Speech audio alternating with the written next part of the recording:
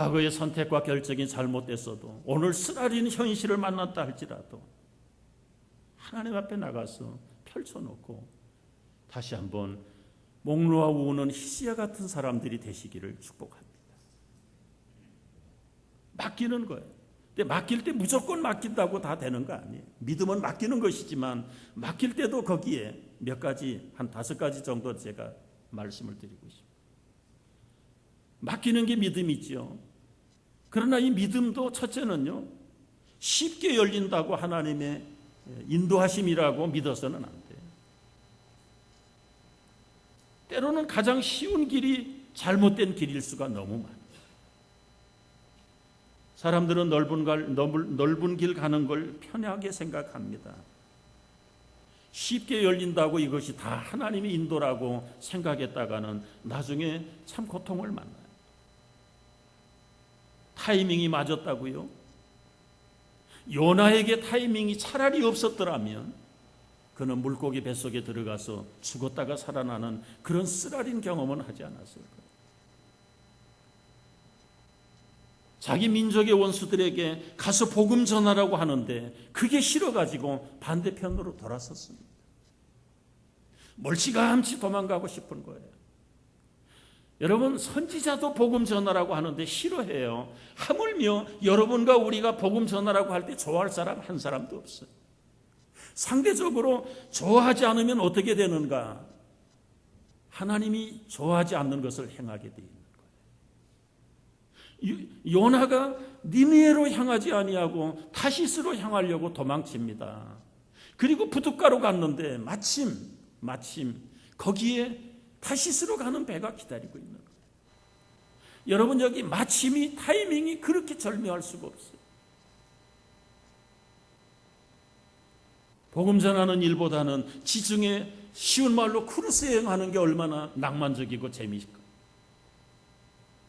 거기다가 때를 맞춰서 타이밍이 맞았다. 여러분, 이 타이밍은 몇 시간 후를 내다볼 수 있는 사람이라면 물고기 뱃속에 들어가서, 영국의 해군이 물속에 뱃속에 들어갔다가 이틀 만에 꺼낸 걸 봤는데요. 여러분, 위장 속에 그 초산, 염산 때문에 온몸이 다 녹아버려요. 그야말로 괴물처럼 되어버려요. 목숨만 살아가지고 나온 사람. 요나라고 그렇지 않았겠을까요? 그런 끔찍한, 여북하면 수월 속에 들어갔다 나왔다고 그럴까요? 수월은 지옥이에요.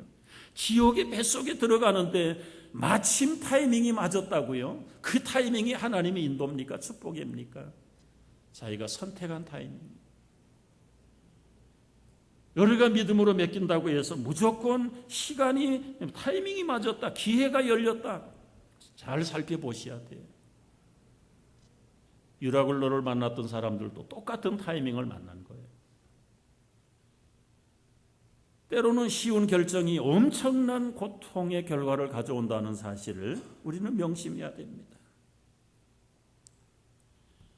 결국 여호와를 피해서 자기가 원하는 곳으로 갔다가 얻어진 결과가 무엇입니까? 우리는 이 삶의 원리를 믿음에도 적용하셔야 돼요. 열심으로 믿는다고는 해요. 그러나 말씀드린 대로 결과적으로는 자기 마음의 경영을 자기가 하는 거예요. 신앙생활도 자기가 하고. 여러분, 하나님의 말씀이 아니라고 그러면 가감하게 잘라야 돼요. 직업을 선택하는 것도, 결혼 상대를 만나는 것도 우리의 정의 아닙니다. 체면이 아닙니다. 사회적인 지위가 문제가 아니에요. 그거 끊지 못해가지고 평생을 고생을 해요. 그런 어리석은 결단이 어디 있어요? 당장은 쓰리고 당장은 아플지라도 하나님 앞에서 이것이 진짜 하나님이 원하는 타이밍이라면 끝내야지, 끝내야 돼. 두 번째는 일시적인 일에 영원한 것을 바꿔서는 안 됩니다. 대부분 사람들은 이 순간 기분에 따라서 사는 사람들이 많아요. 그런 사람들은 평생 돈 못 모아요. 부자들이 공연히 부자가 됐을까요? 남들이 다 구경하고 싶을 때 못하고 먹고 쓰고 싶을 때 전략해서 모으고 부지런히 일하는 사람들이. 그런데 이 순간적인 일시적인 가치에다가 영원한 것을, 귀중한 것을 갖다 쏟아붓고 결국은 참 빈틈 손 터는 사람도 많아요. 우리 이제 썸머잡을 찾는 학생들 방학이죠. 이 썸머잡을 찾으면은 학생들은 세금도 안 떼요. 그러니까 하기 싫은 골치 아픈 공부를 하다가 공부 안 하니까 좋고, 작지만은 자기가 볼 때는 아주 그냥 돈이 들어오니까 이 방학 2달 동안이 아주 좋아. 계약을 해도 이 짭을 못 넣는 학생들도 많고요.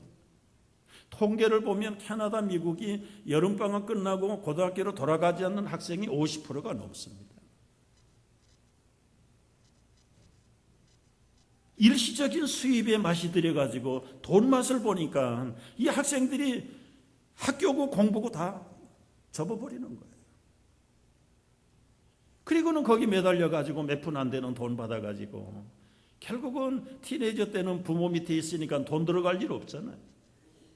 자기 돈이 많은 줄 알고 짝 만나가지고 같이 살다가 가정 만들고 애들 하나씩 둘 낳고 살아보니까 뭐 수입이 확 늘어나나요? 어디 좋은 취직을 하려고 하는데 이 서울의 젊은이들 쓰는 말로 스펙이 있나요? 그때서야 철이 들어가지고 후회하고. 그래가지고 캐나다 같은 경우는 이 어덜트 하이스쿨 프로그램이 얼마나 많은지 몰라요. 나이가 다 들어가지고 이제 고등학교에 들어오는 거예요. 야간에 와서 공부하는 사람, 낮에 와서 파트타임으로 하는 사람들. 여러분, 한때 일시적인 어떤 그 욕심에다가 자기 인생을 걸어버린, 그렇게 지혜롭지 못한 사람들이 세상에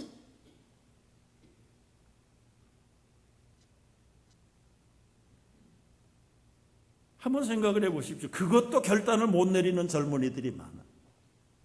고등학교 과정이 길어야 몇 년입니까? 3년이에요. 학점 안 나오면 4년이에요. 3, 4년 고생해서 여러분 4, 50년을 그런 대로 편하게 살 것입니까? 3, 4년 고생하는 게 귀찮아가지고 4, 50년 그냥 그렇게 살 것입니까? 한번 생각을 해보자고. 우리 기성세도 마찬가지죠. 지금 결단하지 않고는 평생 앞으로 여러분 몇 년을 더 사실런지요. 장래일이야 모르지만 통계를 보면 100세, 120세까지 산다는데 앞으로요. 여러분, 이 짧은 시간 일시적인 것에다가 영원한 것을 갖다가 바꿔버리는 어리석은 사람들이 되어서는 안 돼요. 좀 더디고 힘들고 참 남들이 때로는 비교가 될지라도 개의치 말고 거기다가 내 시간을 쏟고 내 장래를 쏟아가면서 참 차근차근하게 준비해가는 그런 사람이라면 얼마나 보람된 인생을 내일을 위해서 결정할 수 있는 사람들인가. 지혜로운 내일을 위해서 오늘 결정할 때 세 번째 원리가 있습니다. 조급하게 서두르지 말라는 것이죠. 여러분, 인생은 어차피 마라톤이 단거리가 아닙니다. 마라톤을 단거리 뛰듯이 뛰면 얼마나 가서 쓰러지겠습니까? 중요한 일일수록 서둘러서는 안 돼요. 그렇다고 여러분 수삼년을 기다려가지고 안 하는 핑계 쪽으로 가는 것도 그건 기다리는 게 아니에요. 준비하는 게 아니고 포기한 사람이지. 성경에 보면은 주의 말씀을 청종하라, 주님을 청종하라는 단어가 많이 나옵니다. 그 청종이라고 하는 말의 뜻은 무엇입니까? 경청하면서 그분의 말씀을 기다리라는 거예요. 들으라는 거예요. 들으라는 거예요. 근데 우리의 기도 생활은 어떤 습성으로 합니까?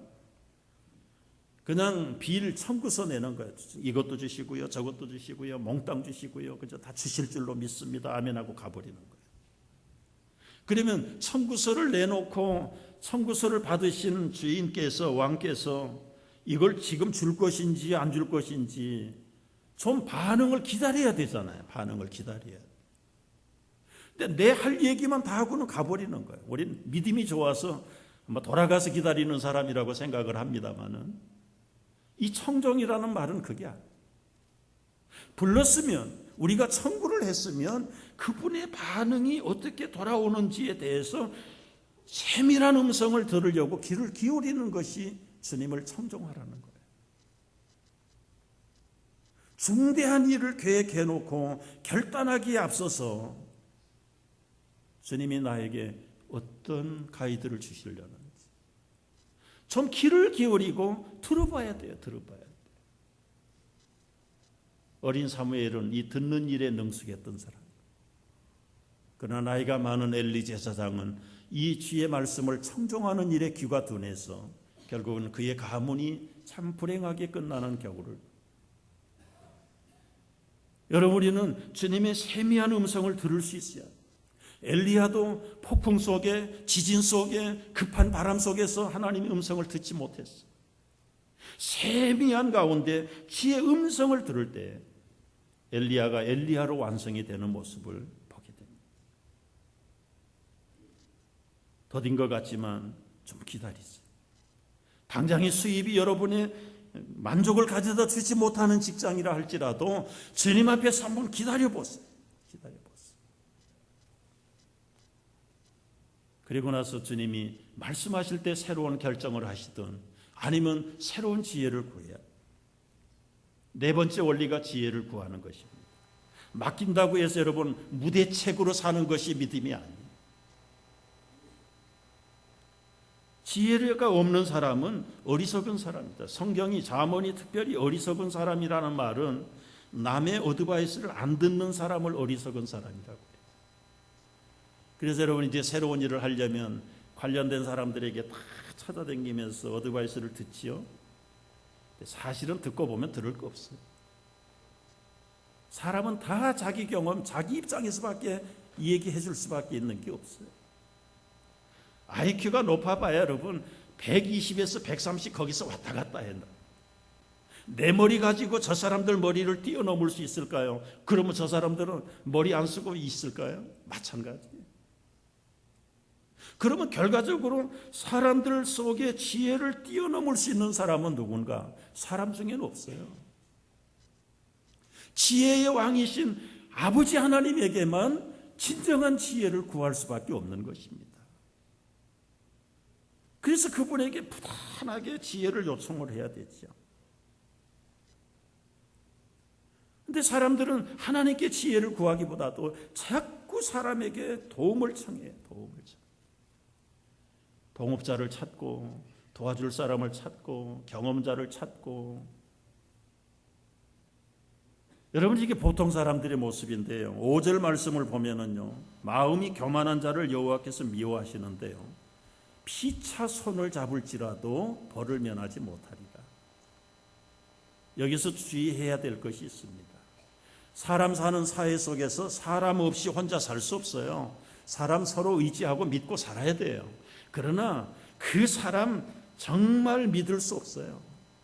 진짜 믿을 수 있는 사람은, 믿을 수 있는 분은 하나님밖에 없는 줄 믿으시기 바랍니다. 동역자가 있다고요? 돕는 사람이 있다고요? 거기에 안심하지 마세요. 피차 손을 잡을지라도 벌을 면하지 못합니다. 마음이 이미 교만하다는 건 뭐예요? 하나님보다 사람을 더 의지하는 거예요. 여러분, 사람 철저하게 믿어서는 안 돼요. 사람은 사랑할 존재지 믿을 존재는 아니에요. 순수한 마음으로 믿었다가 다 실망하고 시험 드는 게 왜 그렇습니까? 사람은 사랑할 존재지 믿을 존재로 착각했다가 실망당하는. 믿을 리는 오직 하나님밖에 없는 줄 믿으시기 바랍니다. 동업을 할 때, 같은 일을 할 때 실망 안긴 사람이 외부 사람 아닙니다. 다 함께 있는 사람들을 통해서 실망합니다. 그때 이 말씀을 미리 깨달으면 실망할 거 없어요. 온전히 하나님께 지혜를 구해야 돼요. 근데 이 지혜는 어떻게 오는가? 여러분, 지혜는 어느 날 갑자기 막 스파크처럼